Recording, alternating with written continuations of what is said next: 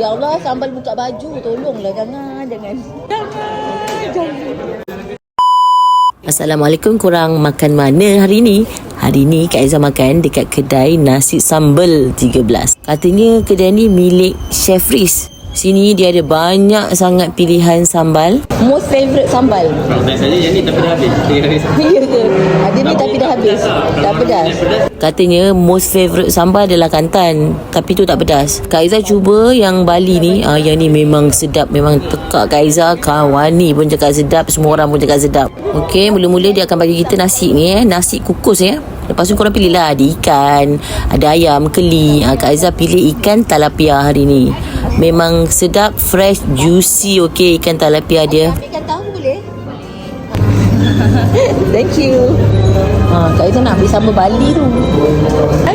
9. Ya, nampak ni. Ya? Satu sudu. Kau boleh pilih.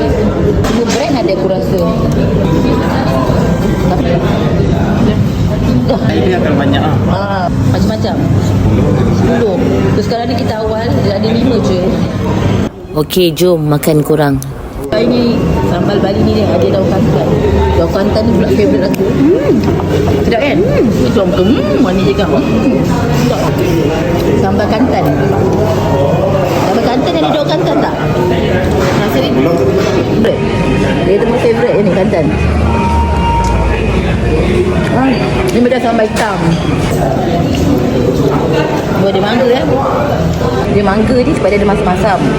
Dalam banyak-banyak dan kadang cuba geprek mangga, santan.